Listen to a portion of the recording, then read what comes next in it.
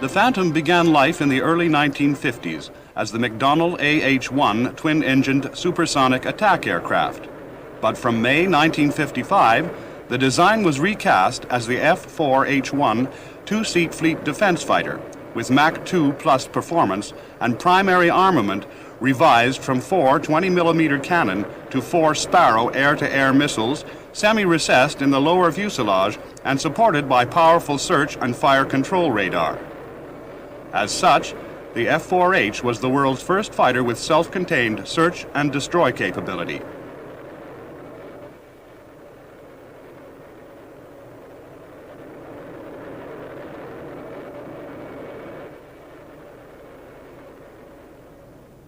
On May 27, 1958, the XF-4H-1 prototype was rolled out at Lambert Field, St. Louis, and the first flight was entrusted to test pilot Bob Little. Our intention on that flight was to take the airplane supersonic on its first flight. We had done that 4 years before in the F-101, and it was certainly something to be accomplished in the F-4. It didn't work out that way. The landing gear didn't come all the way up, and on that flight a hydraulic system failed on takeoff, so I had to bring the airplane in after about 20 minutes of learning how to fly it well enough so I could land it. As the XF-4H taxied into a position flanked by examples of McDonnell's other major fighter program of the period, the F-101 Voodoo, it was clear that the company had a winner on its hands, despite the difficulties met in the maiden flight. The story of the Phantom belongs also to General Electric, which provided the J-79 turbojet. The company began work in 1951, aiming to produce a new axial flow engine possessing low weight and great fuel economy at Mach 0.9, but with the strength and thrust for Mach 2 performance. To achieve this, the J-79 used radical design features, the most important being this variable stator compressor with adjustable blades, and the afterburning exhaust nozzle needed for lightweight and optimum performance under the conditions of very high-speed flight. This nozzle uses secondary air to control the expansion of the primary exhaust, the secondary air also serving to cool the engine, and so remove the need for expensive metallurgical solutions. Two sets of nozzle fingers are interconnected mechanically, opening and closing so that over the complete operating range of the engine, the exhaust is shaped to provide the best relationship between thrust and fuel consumption. The net effect is a 2/3 increase in thrust, though only at the expense of horrendous fuel consumption.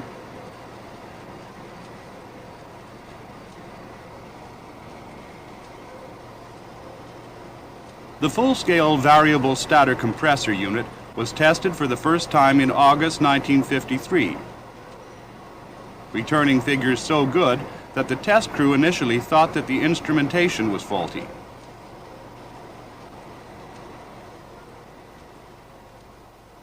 At much the same time, the afterburner was connected to a J-73 turbojet and tested with encouraging results. The afterburner was then married to the J-79, allowing the complete new engine to be put in the test cell in June 1954. Some 150 hours on the J-79 were complemented by 800 hours on the J-73 for additional testing. A significant moment in the test program came with the J-79's first running in the field. The engine fires, and the test crew immediately checks the instrumentation. Now throttled to idling speed, it is inspected by ground and flight test engineers for fuel or oil leaks, and for any other obvious signs of failure. With this hurdle passed, the engine is opened up to higher speed, and finally shut down. The radical new engine first took to the air in May 1955. The unit was installed in a nacelle that could be extended below the belly of a converted North American B-45 bomber.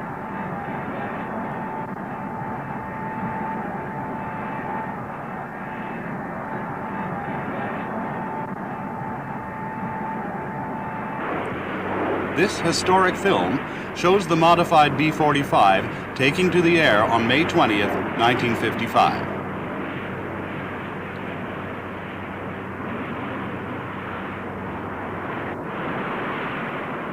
Once the B-45 was safely airborne, the J-79 nacelle was extended and initial test runs flown, confirming the J-79's basic capabilities in steady, level flight. This was followed by a series of air starts, a factor crucial for any aero engine.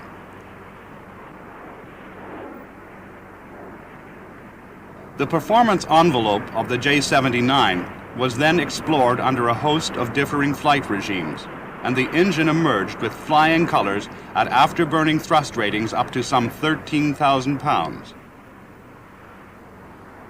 The first flight-qualified J-79 was then shipped across the U.S. to Edwards Air Force Base in California, where it was unpacked, ground-tested, and installed for flight test.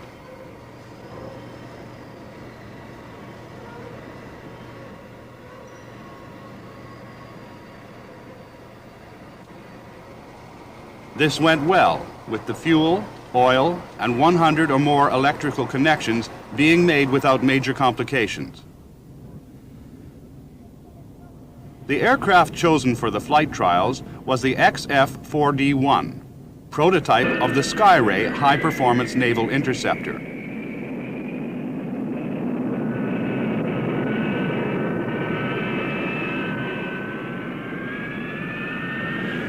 Ground runs at dry and afterburning thrust were undertaken to prove the basic installation.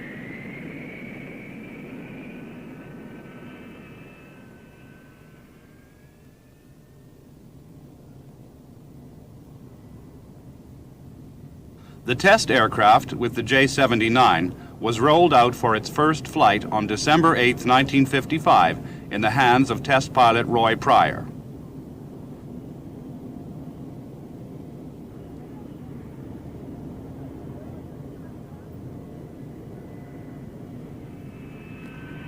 The aircraft took off downwind to make full use of the runway. The takeoff thus needed about 6 miles of the famous dry lake bed at Edwards, which had been called Muroc up to 1950.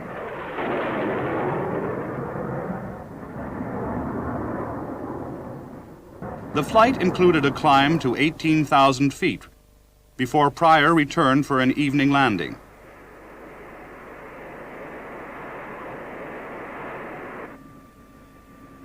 The whole flight had been a model of successful flight testing.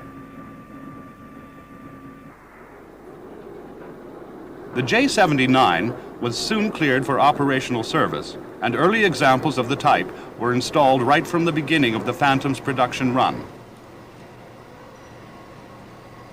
This was in full flood by the late 1950s, after the placing of the first production contract in December 1956. This walk-round of an F-4B naval model on loan to the U.S. Air Force reveals the Phantom's major features. The pilot is seated at the front, with the radar officer behind him. The latter can darken his cockpit to provide optimum conditions for viewing the radar screen by using the blind here visible inside the rear canopy.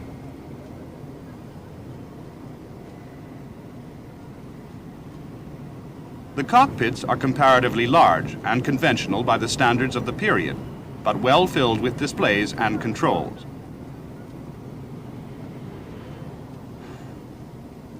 The crew members sit on Martin Baker Mark V ejector seats. These are designed for safe ejections at 0 feet and speeds down to 150 miles per hour, and are generally triggered by pulling the overhead handle for the blind that protects the firer's face during ejection.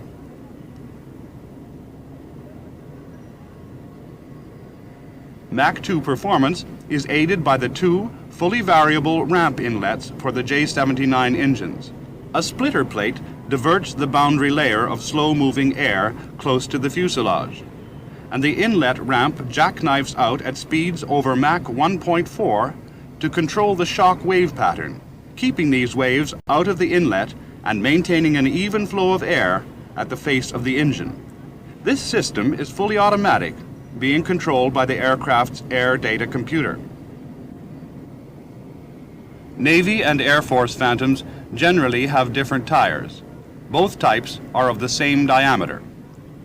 But pictured here on the left is the broader Air Force tire, which offers greater touchdown area and is thus inflated to the lower pressures suitable for operations on the longer runways available to land-based aircraft. Located on the port side of the fuselage is a pneumatically extended ram air turbine for the generation of emergency power to maintain essential systems in the event of engine failure. Down to a speed of 225 miles per hour, the turbine provides electrical power, thereafter switching to hydraulic power for the landing systems. The centerline hardpoint for stores carriage is supplemented by 4 substantial pylons under the wings. On the leading edges of the wings are 3 section slats to maintain an even flow of air over the wings and reduce stalling speed. The key to this feature is boundary layer control, using air tapped from the engine compressor and then vented through the slots, here being checked.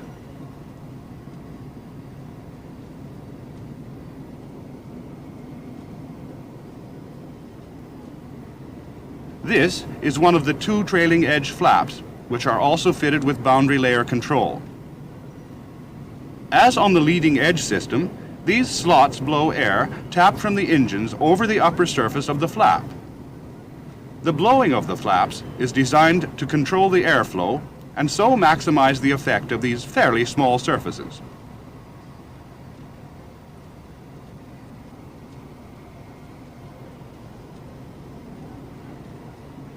The flaps can be depressed a maximum of 60 degrees. This full flap setting being used for landing and a half flap setting for takeoff.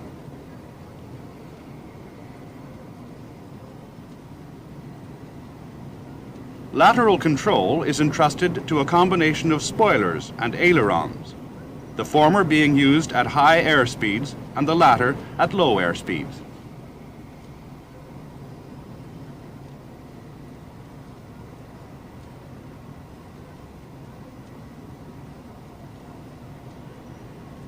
The underside of each wing sports a hydraulically operated speed brake. These are designed to provide rapid deceleration at speeds down from Mach 2.4 at any flight attitude without buffet or a change in pitch trim. Landings can be made perfectly safely with the speed brakes extended, though at low speeds the effect of these surfaces is small. The vertical tail is long and low to ease the problem of headroom in the hangar deck of U.S. carriers, and has a powered rudder for yaw control.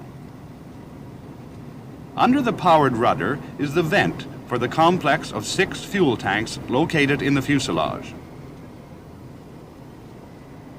The slab tailplane halves ensure full pitch control under all flight conditions and are angled down at 23 degrees to improve directional control by increasing the effective side area of the rear fuselage. Between the J-79 tailpipes is the arrestor hook, normally stowed under the rear fuselage fairing but lowered for carrier landings. The hook is retained on land-based Phantoms and has proved valuable for short landings on runways fitted with the appropriate arrestor gear. The hook is made of a special high-strength alloy to cater for the very high forces generated in an arrested landing. Heat resistance in the rear fuselage is promoted by use of stainless steel and titanium and the use of ram air cooling. At the extreme tail is the compartment for the 16-foot braking parachute required to shorten landings on ordinary runways. The hole in the tail provides an exit for the cooling air deliberately drawn into the rear fuselage structure above the exhaust of the engines. The Phantom has always been noted for its singular appearance. One of these distinctive features is the power folding of the outer portion of each wing, normally angled up at 12 degrees.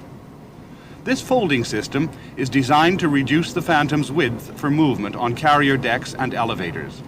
The feature is retained on land-based Phantoms and has proved useful in the field. With the wing folded, you can see the internal plumbing for the boundary layer control system.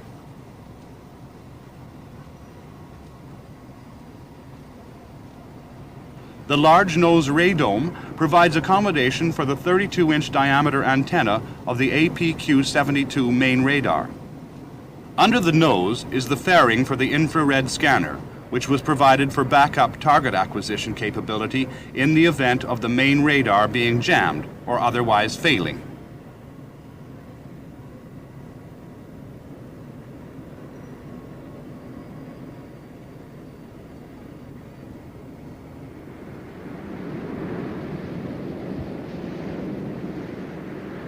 The Phantom became operational with the U.S. Navy in 1961, and squadrons were rapidly converted from older types to equip the Navy's powerful carrier force.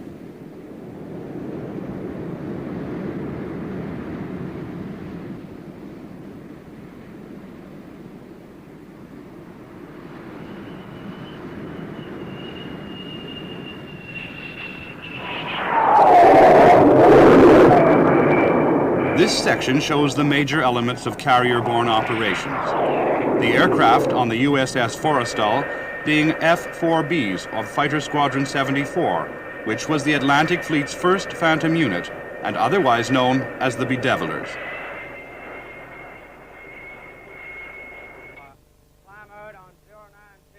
Each mission is preceded by a careful briefing, and the flight crews then don survival equipment over their flight suits.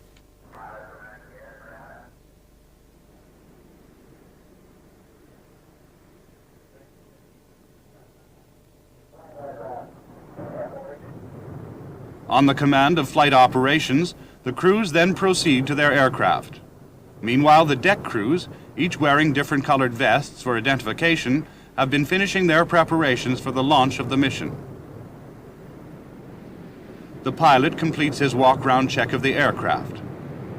Then he and his radar officer board the Phantom. Launch weight is chalked up for the catapult officer's attention.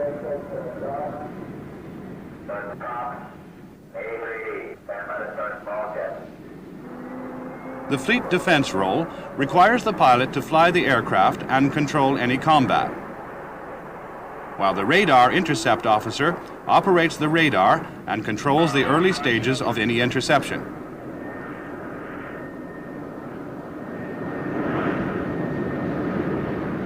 The two cockpit canopies are closed, and the deck crew brings up the catapult bridle.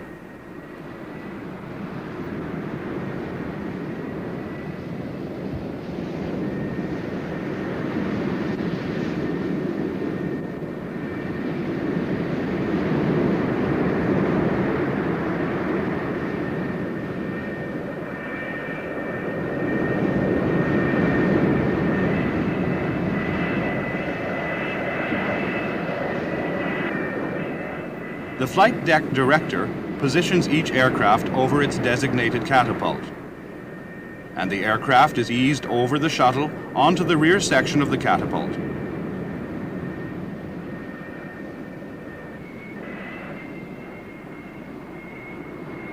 The bridle is then attached, and any slack in the bridle is taken up by edging the catapult shuttle forward a little.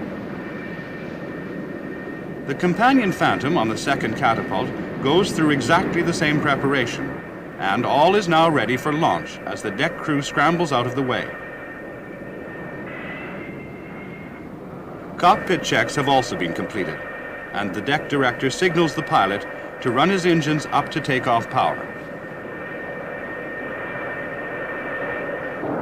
Finally, the director signals the launch, and the Phantom is hurled down the catapult run and over the bow of the carrier at a speed of 185 miles per hour.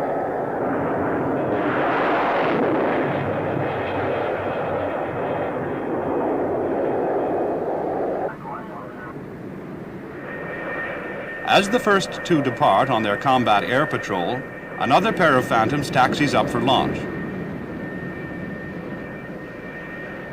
As each reaches the launch spot, deflectors are raised to divert the exhaust gases away from the flight deck.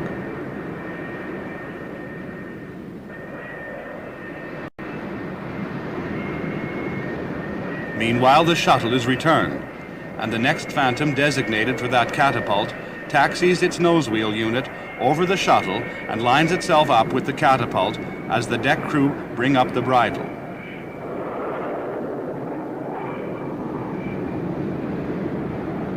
The launch sequence continues with up to 4 aircraft dispatched almost simultaneously.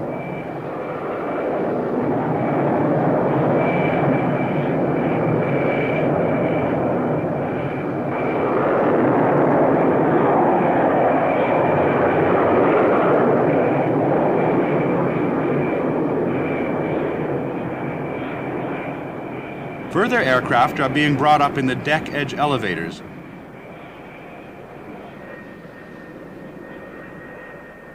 And launches continue, in this instance with a triple dispatch.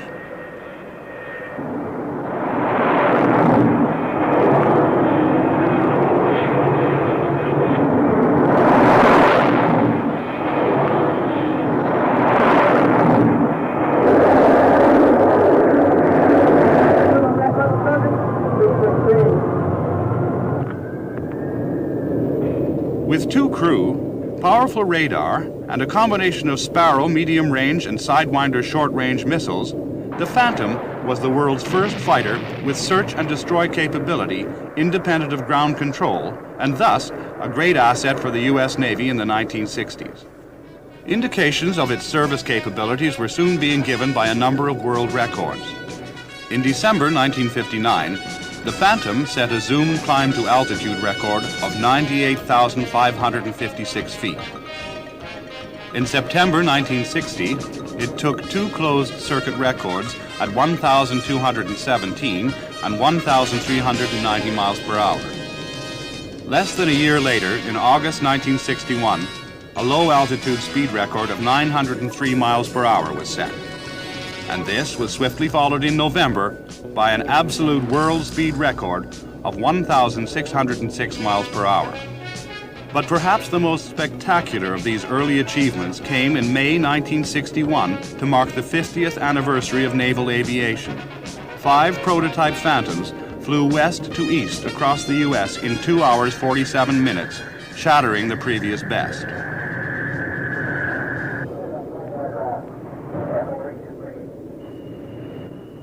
At the end of the patrol, the Phantoms return to the carrier and come in to land.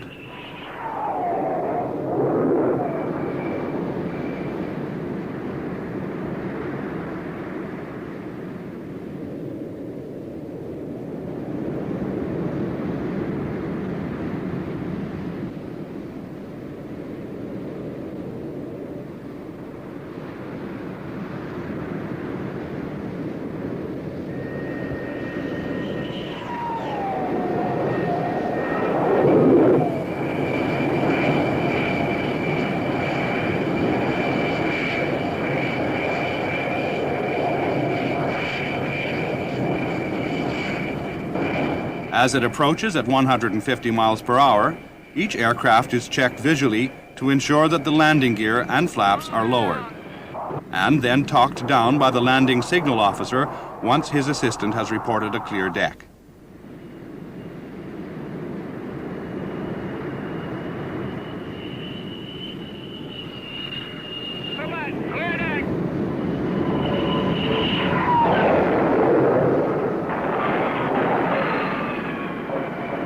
Okay on 3. Highest ramp on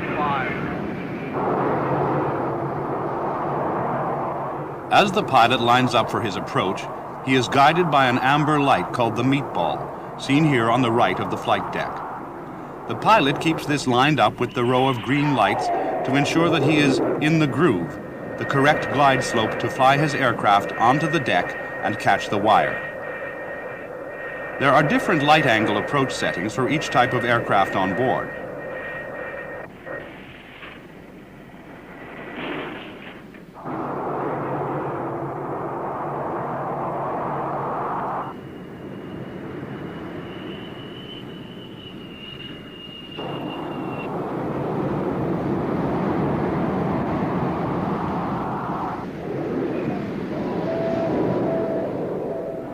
After each landing, the wire is disengaged from the arrestor hook and returned to its position as the landed aircraft taxis out of the way so that the next can come in without delay.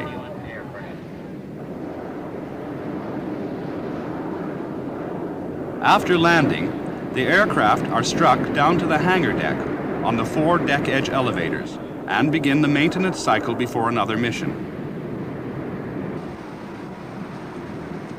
The 4 Forrestal class ships each have some 3.5 acres of maintenance area below the flight deck. But even this allows only half of the carrier's 90 aircraft to be sheltered at any one time. Throughout the 1960s and early 70s, the Phantom in F-4B and the upgraded, more powerful F-4J versions provided the U.S. Navy's first line of air defense. Out to a radius of 400 miles from the carrier, the Phantom remained unexcelled for combat air patrol until the advent of the Grumman F-14 Tomcat.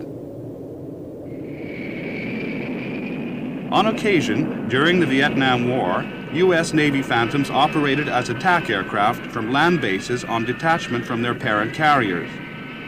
These are F-4J aircraft evolved from the initial F-4B with more powerful engines and drooping ailerons to supplement the flaps, slotted and therefore more effective tailplanes.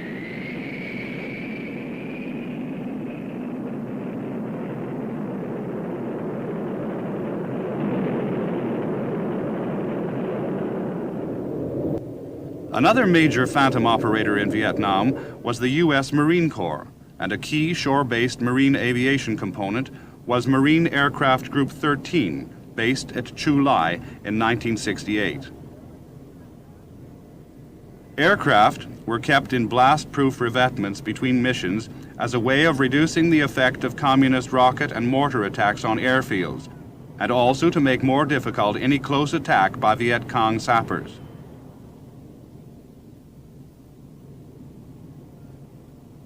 Before boarding the Phantom, the crew complete the standard walk-round check that the aircraft has no evident defects. The underwing pods are checked for full attachment, complete loading, and proper electrical connection.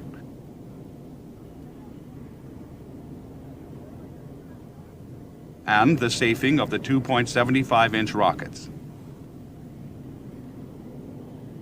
The main landing gear wheel well is examined for any sign of hydraulic or fuel leaks. A quick look satisfies that the Mark IV 20mm cannon pod is loaded with ammunition and revealing no obvious failings.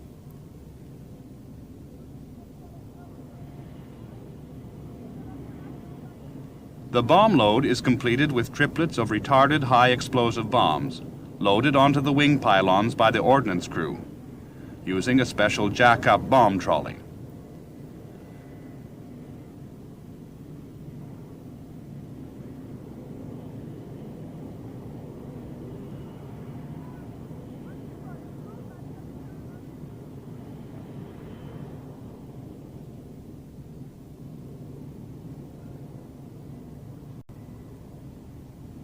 Flagged safety pins are inserted before the trolley is removed.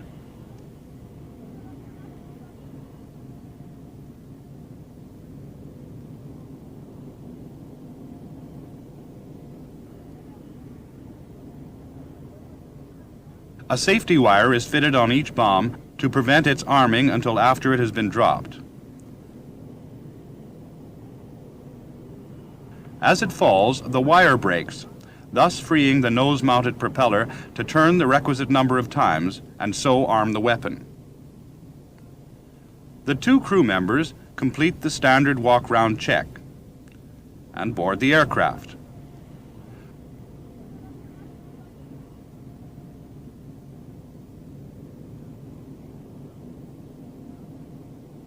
With the aid of ground crew, they strap in and then put on their bone dome helmets and flame-resistant gloves.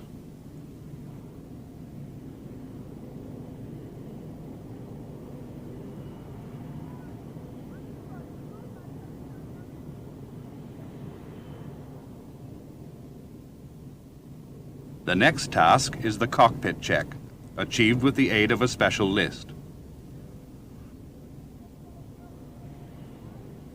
All moving surfaces receive a final visual check and test as the ground crew remove flagged pins and safeties.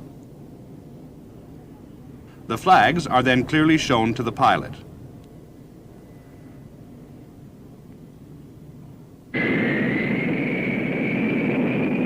Loaded with 12 bombs and a centerline drop tank, the F-4B of Marine Fighter Attack Squadron 115 taxis out for takeoff. Other Phantoms slated for the mission join up on the runway.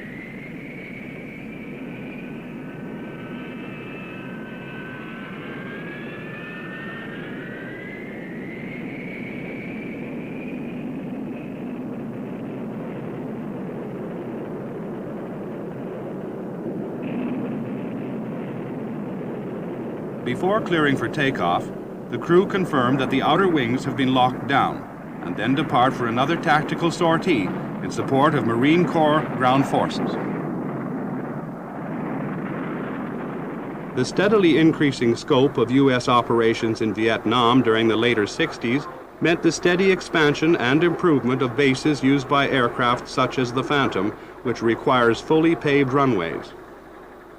Here, Marines lay a temporary extension to a paved runway.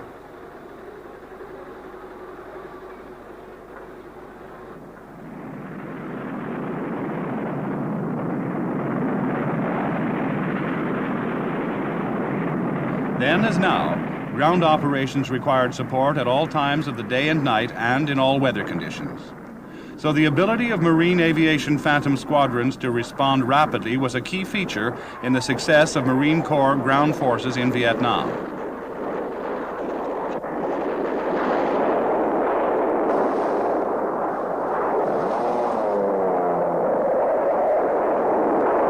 The Phantom pilots prided themselves on the accurate delivery of a wide variety of ordnance close to the friendly forces' forward positions, and this too was of great significance in crisis situations.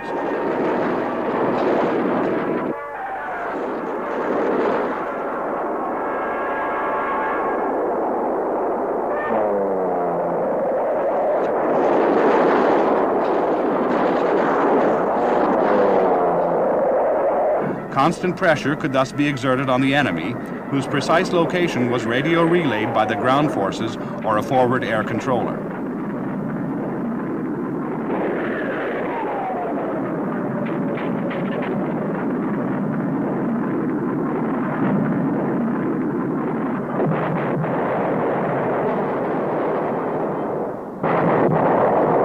Successive waves of aircraft could be used to keep up the air pressure on the hostile ground forces, and also permitted different types of ordnance to be called in as dictated by the circumstances of each tactical situation.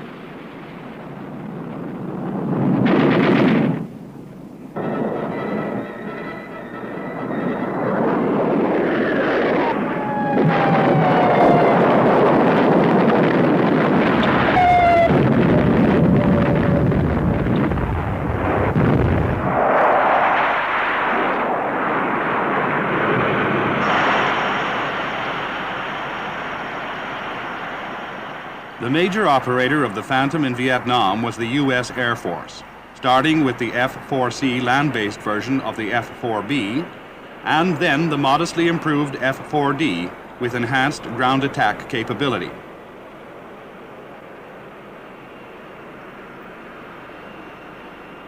Although vulnerable to communist guerrilla attack, a centralized fueling system, such as this at Cam Ranh Bay, offered handy advantages for tactical operations and was therefore used in Vietnam.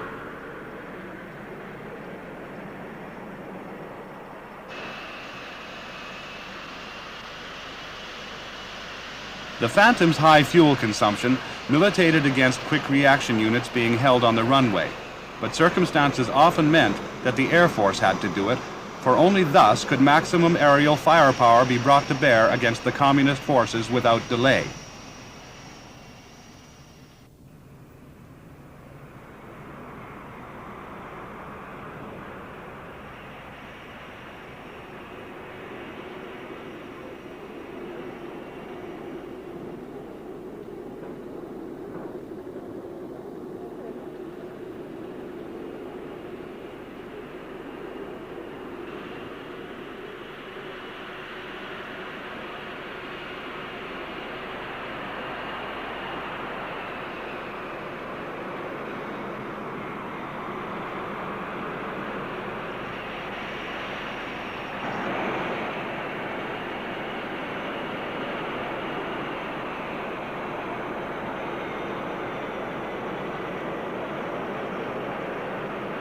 Heat fatigue to the crews waiting on the runway under the scorching tropical sun was another factor to be considered when fully manned and weaponed aircraft were kept on standby.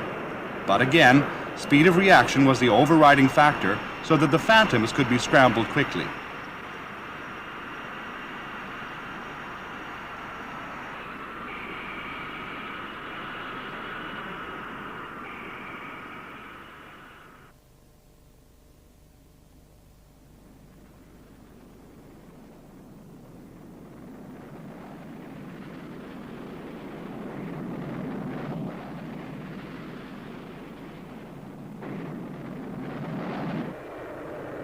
After the standard preparation and takeoff, sometimes with reduced fuel to allow the maximum possible warload to be uplifted, the Air Force's Phantoms often linked up with a Boeing KC-135 tanker to top up their tanks and thus increase combat radius with a warload of up to 16,000 pounds of external stores. Here, the boomer in the tanker flies the boom into the Phantom's dorsal receptacle for fuel transfer.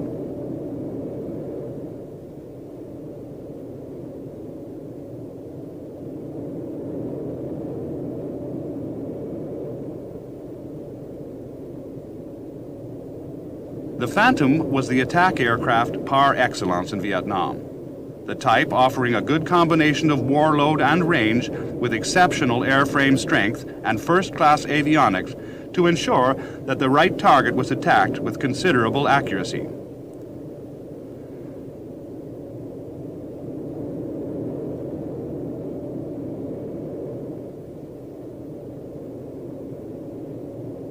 This piece of film was shot during an attack and clearly shows the Phantom's ability to tackle heavily defended out-country targets in North Vietnam, just as effectively as less well-defended targets of opportunity in the in-country war over South Vietnam.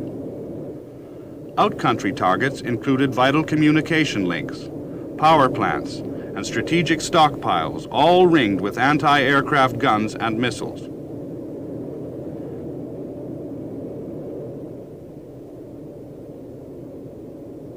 Even in conditions of cloud, the Phantoms were able to get through and unload their weapons.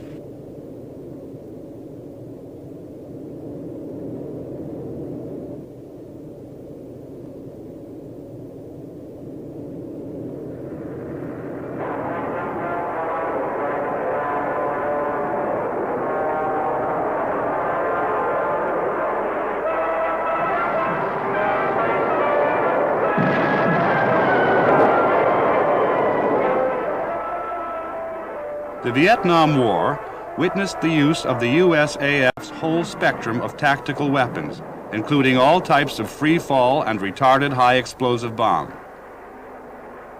Retarded bombs were designed to allow the attacking aircraft to drop accurately at low level, yet get away before the force of the explosion.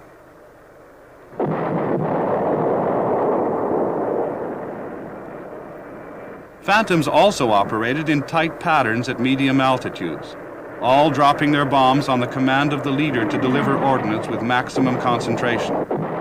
Napalm was a particularly important weapon in the U.S. tactical effort during the Vietnam War.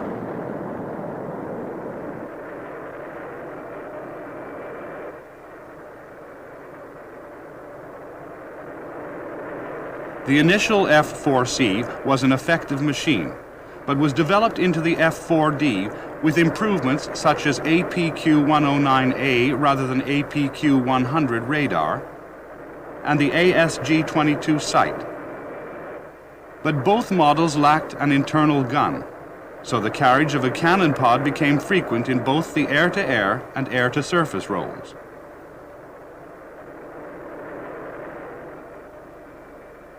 This is an SUU-16A pod, being loaded with its 1,200 rounds of 20mm ammunition.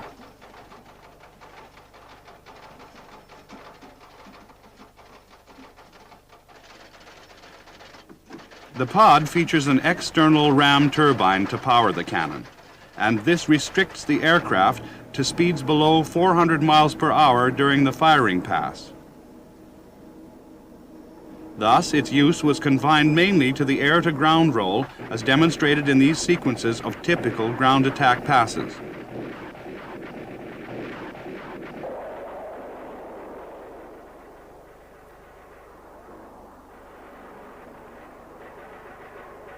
The SUU-16A and the SUU-23A self-powered version for the high-speed air-to-air role were a solution, admittedly not ideal, to the Phantom's lack of an internal gun.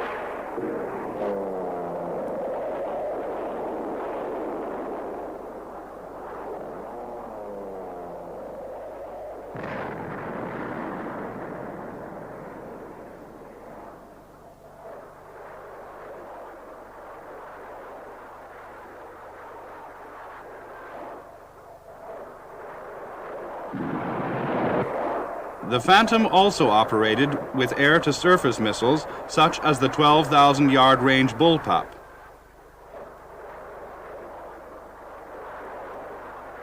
And, as noted before, the main air-to-air fit was based on the medium-range Sparrow and short-range Sidewinder.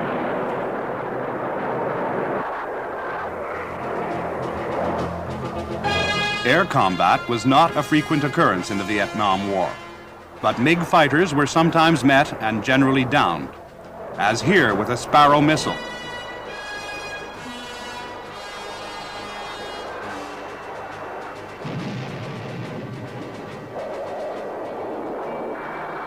And sometimes by cannon fire, as in this classic camera gun film.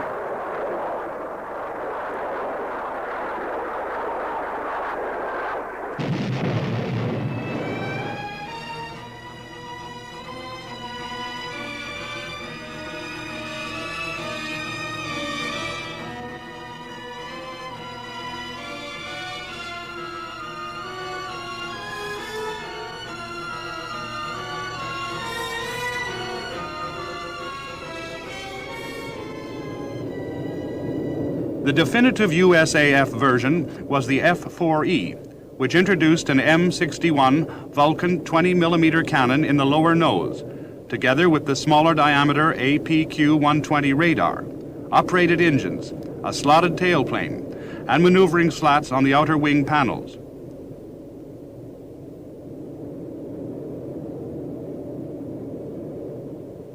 As on earlier Phantom variants, provision was also made for podded electronic countermeasures, such as this jammer pod carried in the port-forward Sparrow missile recess. The Phantom soon secured large export orders and rapidly became the West's most important tactical fighter. There have been 11 overseas operators of the Phantom, namely Australia, Greece, West Germany, Turkey, South Korea, Japan, Iran, Egypt and its erstwhile opponent Israel, Spain, and the United Kingdom.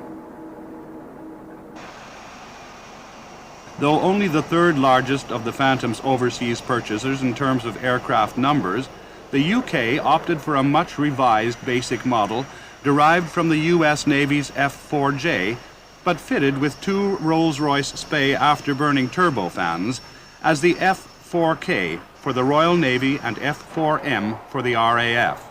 This required a considerable revision of the fuselage, and the extra drag resulting from this modification obviated the advantages of the more powerful and fuel-efficient power plant.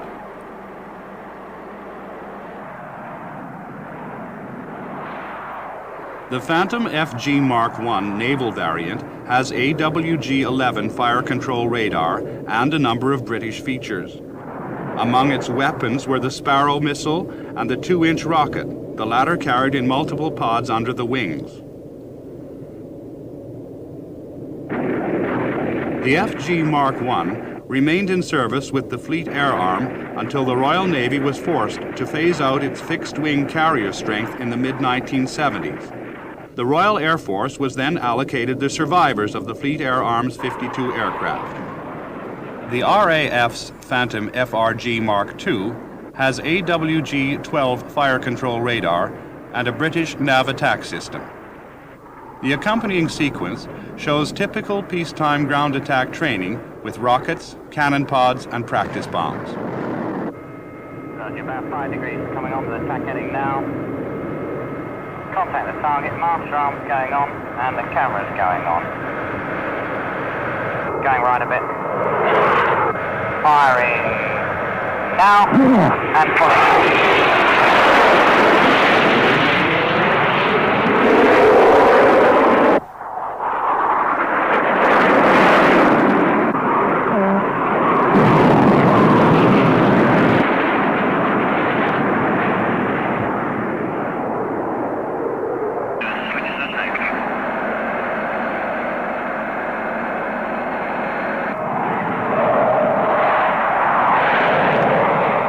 Downwind now for a partial landing. Roger, Red Leader, join.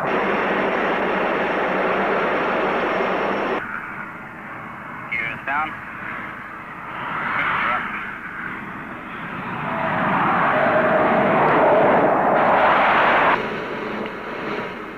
On speed.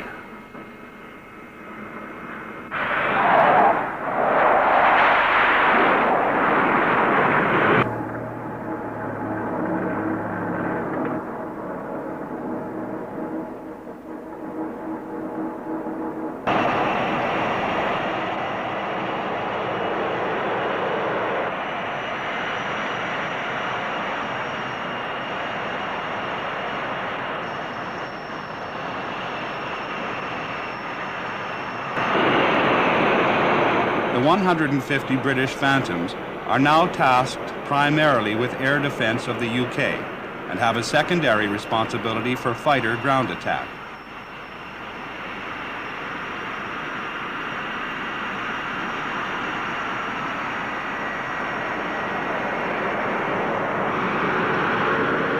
Number 41 Squadron is typical of the 7 British Phantom squadrons. 2 of these fly ex-naval FG Mark I's, and a third has ex-US Navy F-4Js, required because of the Royal Air Force's increased commitment in the South Atlantic after the Falklands War of 1982.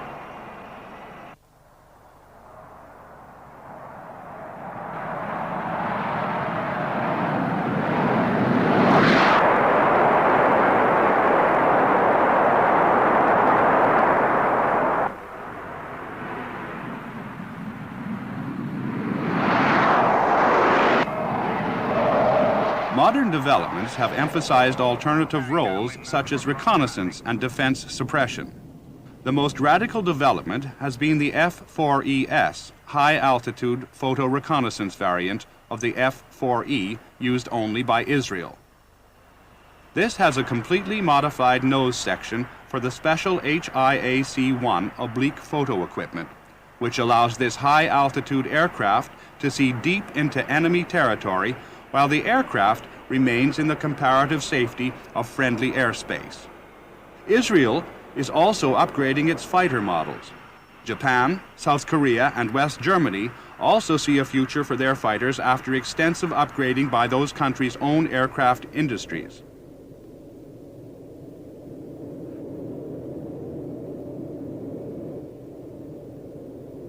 Over the years, the Phantom has shown extraordinary adaptability in a wide range of roles and has thus operated with many weapon types on its 5 hardpoints. Some of the most important are illustrated in the next few sequences. Unguided rockets have been especially significant for area ground attack. The types most commonly used are the 2.75-inch and more rarely 5-inch types fired from launchers of varying sizes against soft battlefield targets such as troop concentrations, unarmored vehicles, and artillery positions.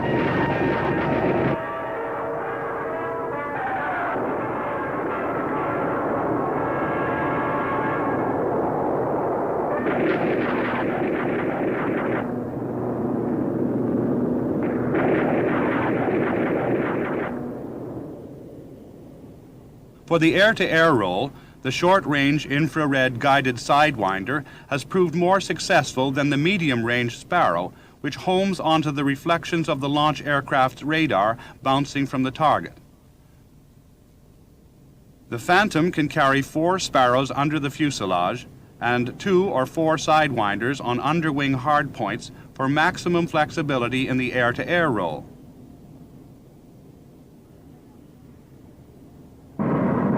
This sequence shows a Convair F-102 Delta Dagger pilotless drone taking off as target.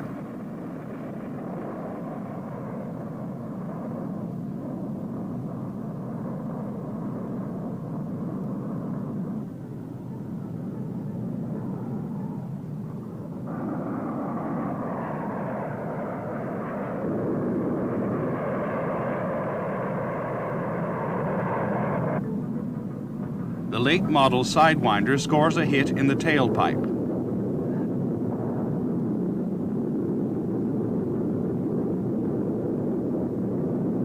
This leads to the successive breakup of the drone as it tumbles out of control.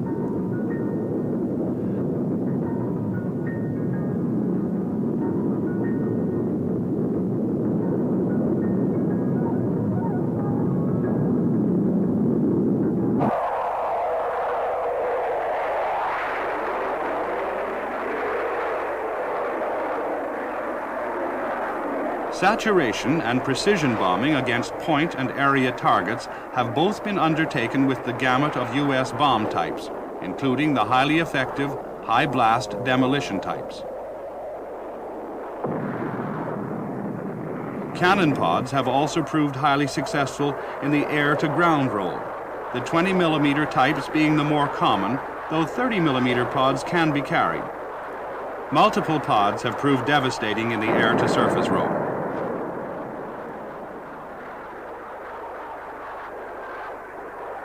As the most important type in U.S. Navy and U.S. Air Force service during the 1960s and early 70s, the Phantom was used by the aerobatic display team of each service.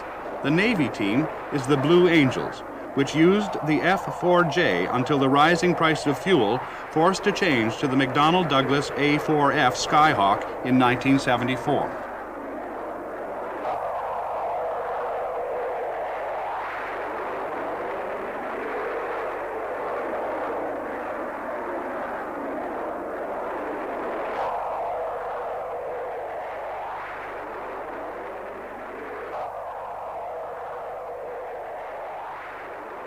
The Air Force team is the Thunderbirds, which used the F-4E until it too switched to a smaller and more economical type.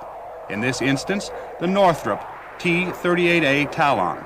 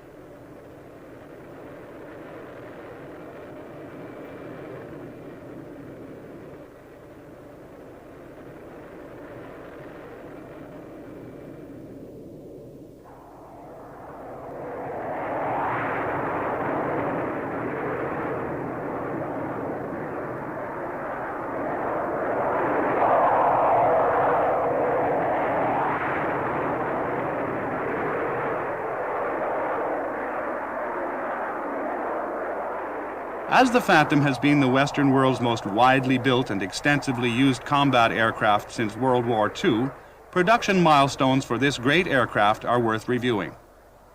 The 1000th Phantom was an F-4B for the U.S. Navy and was delivered on July 7, 1965. 2 years later, the 2000th Phantom followed as an F-4D for the U.S. Air Force. This was handed over on February 21, 1967. Just 17 months later, the 3000th Phantom came off the line. This F-4J went to the U.S. Navy on August 28, 1968. An F-4E for the U.S. Air Force became the 4,000th Phantom when it emerged on February 1, 1971.